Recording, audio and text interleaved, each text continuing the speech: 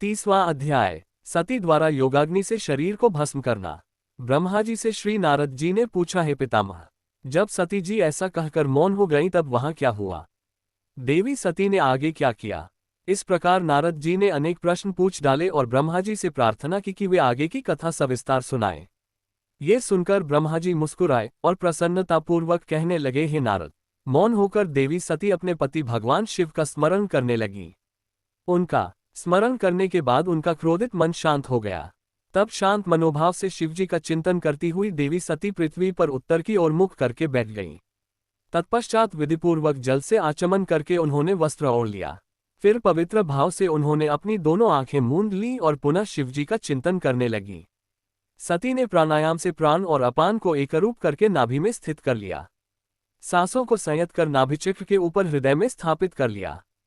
सती ने अपने शरीर में योगमार्ग के अनुसार वायु और अग्नि को स्थापित कर लिया। तब उनका शरीर योग मार्ग में स्थित हो गया। उनके हृदय में शिवजी विद्यमान थे। यही वह समय था जब उन्होंने अपना शरीर त्याग दिया था। उनका शरीर यज्ञ की पवित्र योगाग्नि में गिरा और पल भर में ही भस्म हो गया। वहां उपस्थित मनुष्यों सहित देवताओं ने जब ये देखा कि देवी सती भस्म हो गई हैं, तो आकाश और भूमि पर हाहाकार मच गया। ये हाहाकार सभी को भयभीत कर रहा था। सभी लोग कह रहे थे कि किस दुष्ट के दुर्व्यवहार के कारण भगवान शिव की पत्नी सती ने अपनी देह का त्याग कर दिया। तो कुछ लोग दक्ष की दुष्टता को धिक्कार रहे थे, जिसके व्यवहार से दुखी होकर देवी सती ने ये कदम उठाया था। सभी सत्पुरुष उनका सम्मान करते थे। उनका हृदय असहिष्णु था। उन्होंने ऐसी महान देवी और उनके पति करुणानिधान भगवान शिव का अनादर और निंदा करने वाले दक्ष को भी कोसा।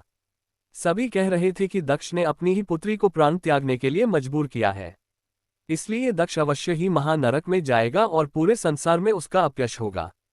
दूसरी ओर देवी सती के साथ पधारे सभी शिवगणों ने जब ये दृश्य देखा तो उनके क्रोध की कोई सीमा न रही। वे तुरंत अपने अस्त्र शस्त्र लेकर दक्ष को मारने के लिए दौड़े। वे 60,000 पार्षदगण क्रोध से चिल्ला रहे थे और अपने को ही धिक्कार रहे थे कि यहाँ उपस्थित होते हुए भी हम अपनी माता देवी सती की रक्षा नहीं कर पाए। उनमें से कई पार्षदों ने तो स्वयं अपने शरीर का त्याग कर दिया।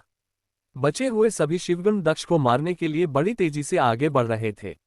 जब ऋषि भृगु ने उन्हें आक्रमण के लिए आगे बढ़ते हुए देखा तो उन्होंने यज्ञ में विघ्न डालने वालों का नाश करने के लिए यजुर्मंत्र पढ़कर दक्षिणाग्नि में आहुति दे दी। आहुति के प्रभाव के फलस्वरूप यज्ञकुंड में से ऋभु नामक अनेक देवता, जो प्रबल वीर थे, वहां प्रकट हो गए। ऋभु नामक सहस्रों देवताओं और शिवगणों में भयानक युद्ध होने लगा। वे देवता ब्रह्मतेज से संपन्न थे। उन्होंने शिवगणों को मारकर तुरंत भगा दिया। इससे वहां यज्ञ में और अशांति फैल गई। सभी देवता और मुनि भगवान विष्णु से इस विघ्न को टालने की प्रार्थना करने लगे। देवी सती का भस्म हो जाना और भगवान शिव के गणों को मारकर वहां से भगाए जाने का परिणाम सोचकर सभी देवता और ऋषि विचलित थे। हे नारद, इस प्रकार दक्ष के उस महायज्ञोत्सव में बहुत बड़ा उत्पात मच गया था और सब ओर त्राही त्राही मच गई थी। सभी भावी परिणाम की आशंका से भयभीत दिखाई दे रहे थे।